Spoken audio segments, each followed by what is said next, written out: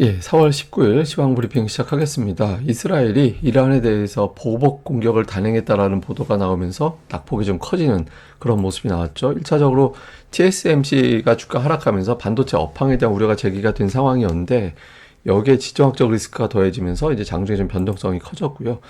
그리고 수급에서는 외국인들이 다시 대규모의 선물 매도를 했고 현물도 매도를 했습니다. 근데 현물 매도는 조금 체크해 볼 필요가 있는 것 같아요. 이 내용 점검을 해드릴 거고요. 뭐 증권주, 엔터주 등등 이제 일부 종목들이 상승하는 모습을 보이긴 했는데 전체적으로는 뭐 하락 종목이 일방적으로 많은 이제 전체적으로 지정학적 리스크를 많이 의식하는 그런 하루가 됐던 것 같습니다.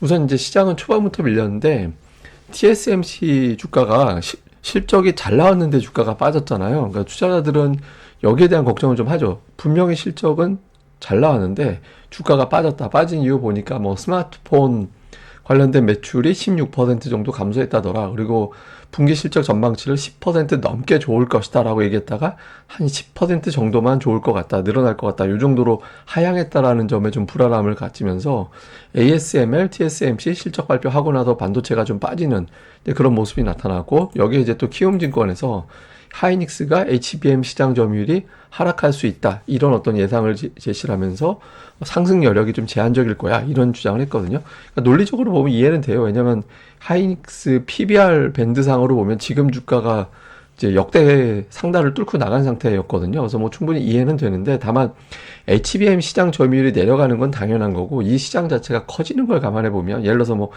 1조 원 시장일 때 50% 점유하는 거랑 2조 원 시장일 때 40% 점유하는 거랑 결과적으로 보면은 시장이 커지면 점유율을 내려가도 상관없거든요. 그러니까 이건 조금 뭐 조금 아쉬운 분석이긴 합니다. 근데 어쨌든 이런 뉴스가 나오면서 하이닉스 주가가 크게 빠졌잖아요. 삼성전자도 빠지고, 오늘 삼성전자하고 SK하이닉스 두 종목이 끌어내린 지수가 마이너스 22포인트 정도 되거든요. 그래서 반도체가 오늘 지수 낙폭의 절반 정도를 담당을 했다. 근데 보시면 일봉상 보면 하이닉스가 21선을 뚫고 한 이틀 정도 밑으로 내려가 있으면 그 즈음에서 이제 반등이 나오는 그런 패턴이 나왔었거든요. 그래서 월요일에 이제 기술적 반등 시도 가능성도 좀 있죠. 근데 그런 흐름이 나올지 봐야 될 거고, 결정적으로는 그 이스라엘이 이란 본토를 보복 공격했다더라, 이런 어떤 보도가 나왔고, 이게 이제 시장을 확 끌어내리면서 코스피가 장중한데 마이너스 70포인트, 거의 뭐 투매가 나오는 그런 모습을 보였죠.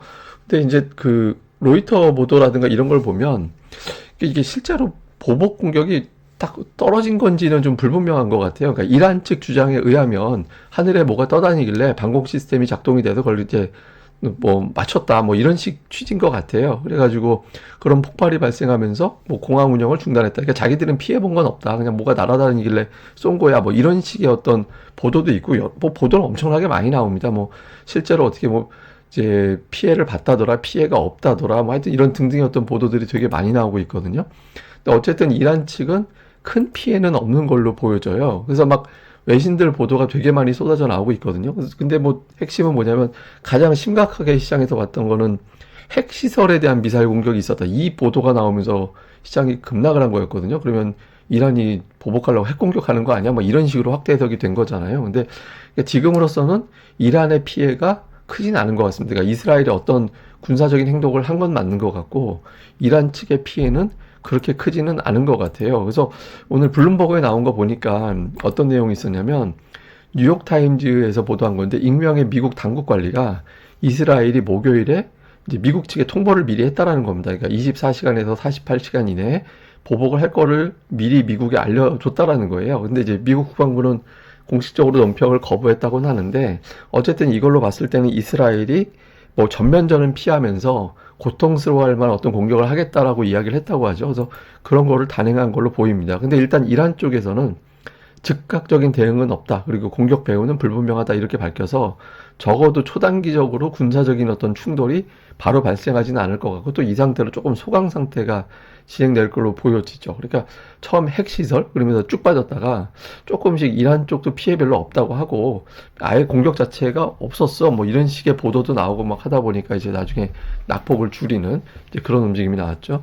뭐 금융시장 변동성을 보면 국제유가 당연히 올라갔다가 뭐 별 피해 없다는 것 같은데라고 하니까 조금 내려가고, 국채금리는 이게 이제 안전자산이 되니까 금리가 쭉 빠졌다가 별 피해 없다는데라고 해서 올라오고, 그리고 또 이스라엘 증시는 예, 올라버렸습니다. 이게 정작, 그러니까 이게 우리나라가 이래요. 하여튼 이스라엘 정작 이스라엘은 저러고 있는데, 그리고 우리나라 이제 주식시장도 1차적으로 이제 반도체 때문에 빠져서 조금 올라가려고 했다가 이스라엘 이슈가 나오면서 2,550까지 예, 이제 빌렸고 오후 들어서 올라왔다. 이제 1시 이후에는 뉴스가 오락가락했죠.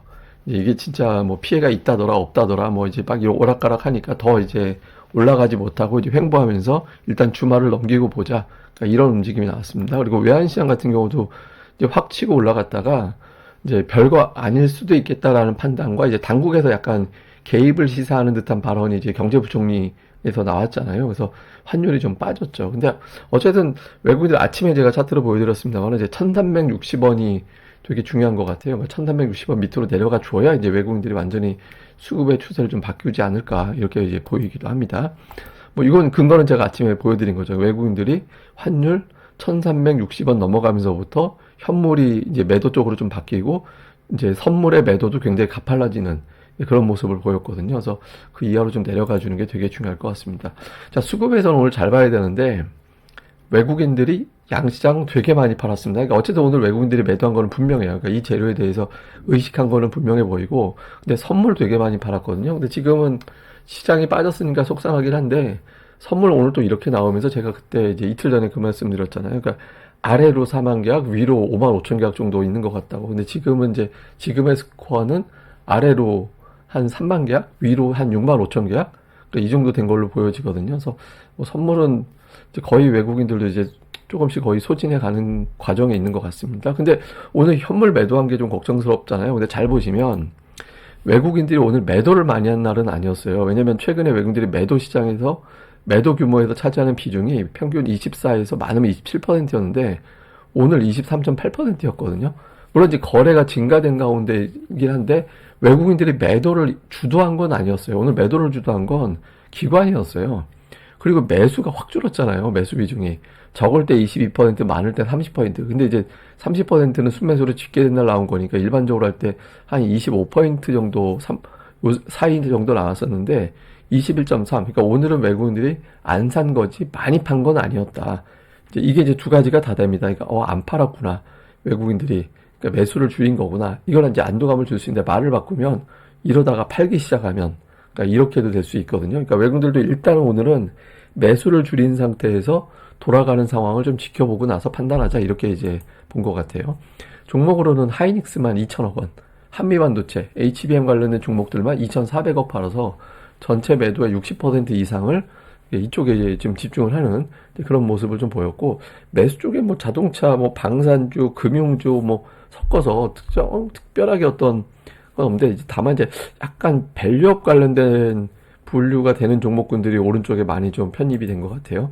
다음에 기관은 오늘 뭐 하락 주도한 게 사실상 기관이죠. 오늘 보면 삼성전자를 3,300억 팔아서 전체 매도의 거의 절반을 팔았거든요. 그리고 레버리지도 매도했잖아요. 레버리지 안에 대형주가 다 비중이 꽂혀져 있는 거기 때문에 삼성전자를 또 매도하는 효과가 있죠. 그러니까 이제 외국인들이 사실상 오늘 삼성전자 거의 4천억 팔았다고 봐야 되고 그 외에 뭐 매수한 거 보면 조선주, 그다음에 해운주 뭐 이런 것들이 일부 좀 포진이 됐습니다.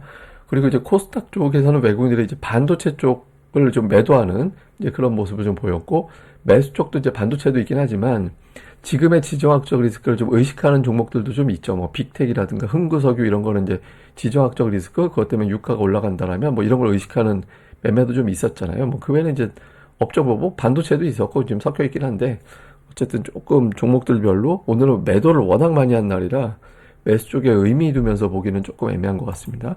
근데 기관은 오늘 하락을 했는데 하락가는 가운데 기관이 매수했거든요. 그러니까 매수하고 매도 보면 다 또 반도체가 활발하게 매매를 해요. 근데 이제 어쨌든 최상단에 반도체 쪽 관련된 종목군들을 계속해서 좀 가져가고 있다라는 점, 그다음에 제약 바이오 계열의 종목들 이런 것들을 좀 많이 가지고 있어서 반도체 플러스 제약 바이오 의료기기 뭐 하여튼 이런 부류의 종목들에 대해서는 외국인들 기관이 계속 공을 좀 들이고 있는 것 같다. 이렇게 이제 해석이 됩니다. 자, 정리를 좀 해보면 이란이 일단은 별 피해는 없는 것 같아요. 그러니까 이게 이제 제가 표현상 그런 표현 들었었는데 이란이 이스라엘 공격을 하고 그러고 나서 미국이 참아 그리고 이제 바이든은 재선해야 되는데 지금 이거 둘이 붙어가지고 국제유가 올라가 버리면 물가가 못 잡히게 되고, 그럼 이제 무능한 사람이 되면서 이제 문제가 생길 수 있으니까 필사적으로 아마 전쟁을 좀 막으려고 할 건데, 그래서 아마 저런 거, 또 그렇다고 공격을 받았는데 가만히 있을 수는 없잖아요. 그 이스라엘 입장에서. 그래서 아마 이제 약속되던 차원의 치고받고 정도 나오면서 조금씩 완화되지 않을까라는 식으로, 예, 이제 말씀을 드렸는데, 근데 제가 뭐 무슨 뭐 외교 전문가, 군사 전문가가 아니기 때문에 이제 무슨 일이 벌어질지 모르죠. 뭐, 이제 뭐 바이든이 말린다라고 저 이란 이스라엘이 정말 액면 그대로 말 들을지도 알 수 없는 거고. 근데 일단은 이제 이란이 현재 직후에는 피해가 없어서 그런지 몰라도 좀 톤 다운되는, 이게 뭐 그런 거 있잖아요. 막 허세 부리느라고 맞았는데 안 아픈 척 해가지고 센 척해서 네가 공격해봤자 나는 하나도 안 아파, 우리가 다 막았어, 뭐 이런 의도도 좀 있는 것 같긴 합니다. 근데 이 상태에서 좀 잘 넘어가 주면 그나마 좀 이제 이걸로 좀 마무리가 될 수도 있는데, 뭐 좀 주말의 뉴스는 봐야 될 것 같습니다. 그리고 국채금리, 달러금, 이 세 가지의 공통점은 안전자산이잖아요. 예, 이 부분에 좀 너무 매수가 몰리면 좀 부담이 되죠. 그래서 이것들을 봐야 되고, 그다음에 사실상 제가 왜 사실상이라 그러냐면 코스닥은 이제 3주 빠진 거예요. 근데 첫 주가 음봉이었기 때문에 4주 동안 눌린 것과 마찬가지거든요. 근데 코스닥이 일반적으로 보면 4주 정도 빠지면 보통은 조정을 마무리하는 경향성이 좀 있었거든요. 그래서 물론 이제 첫 주가 빠진 건 아니라서 뭐 다음 지금을 4주로 봐야 되느냐 뭐 요거에 대한 것도 있긴 하지만, 어쨌든 미리 종목들별로는 워낙 하락 종목이 많았던 기간이 이어졌기 때문에 그러니까 이 부분에 어떤 변화가 생겨서 다음 주에 좀 반전이 나올지, 그 다음에 뭐 증권, 게임, 엔터주 뭐 등등 올라간 업종이 몇 개가 좀 있긴 했는데, 예, 뭐 이거보다는 제가 보기에는 뭐 좀 오늘 보면 기관들이 하락하는 거, 급락한 종목 중에서도 많이 받아는 종목들이 좀 있더라고요. 그래서 그쪽 자꾸 개별 종목으로 좀 체크해 보는 게 더 중요할 것 같습니다. 그리고 이제 삼성전자가 오늘 8만 전자는커녕 지금 고점 대비 10,000원 가까이 빠졌거든요. 저점은 거의 고점하고 저점하고 해보면 불과 이틀 사이에 거의 10,000원 가까이 주가가 이제 빠져버렸잖아요. 근데 이게 달러 차트로는 오늘 3.5% 빠졌거든요. 근데 이제 보시면 이게 주봉인데, 저 2주 동안 이제 10,000원 빠진 건데, 주봉 보시면 보시면 20주선, 200주선은 거의 생명선이고 200주선까지 가면 안 되는 거라서 지금 여기서 막아내지 못하면 저 7만원대 초반까지도 밀릴 수 있는 상황이 연출될 수 있거든요. 근데 최근 들어서, 올해 들어서 보면 주봉에서 대략적으로 20주선 부분에서는 좀 튕겨 올리는, 예, 그런 시도들이 좀 있었거든요. 그러니까 이게 말 바꾸면 뭐냐면 이거 깨지면 7만원 초반 간다는 얘기가 돼요. 그래서 주초에 이제 저 21선, 20주선 지켜내면서 추세를 뒤집는 흐름이 나와줘야 되고, 그렇게 되지 않으면 7만원 전후까지도 열어둬야 되는 상황이 연출될 수 있다. 뭐 이렇게 이제 우리가 이제 보면 될 것 같습니다. 근데 어쨌든 지금은 제가 보기에는 뭐 시장 막 이렇게 흔들릴 때 오히려 뭐 좀 종목들 막 빠질 때 기관들이 따박따박 물량 받아내는 종목군들 중에 보면 이건 스토리가 제법 그럴듯하다 싶은 종목들이 있거든요. 그래서 그런 것들 좀 오히려 또 기회로 삼아보는, 예, 그런 것도 좀 적당하게, 예, 좀 무리보다는 이제 그렇게 또 해보는 것도 필요할 것 같긴 합니다. 예, 그럼 오늘 하루 또 잘 보내시고요. 저는 또 다음에 뵙겠습니다. 이 방송 구독하기와 좋아요 꼭 부탁드립니다. 감사합니다. 그리고 모두 기운들 내시고요. 뭐 시장 뭐 이렇게 되다가 뭐 별의별 일 나와도 또 나중에 또 돌아설 때도 보면 또 멀쩡하게 가잖아요. 그러니까 이제 뭐 내 종목이 안 가는 게 문제가 될 수는 있지만, 어쨌든 시장은 또 나중에 기회를 주거든요. 그래서 좀 뭐 이럴수록 또 집중하시고 또 기운들 내셨으면 좋겠습니다. 예, 감사합니다. 다음에 뵙겠습니다.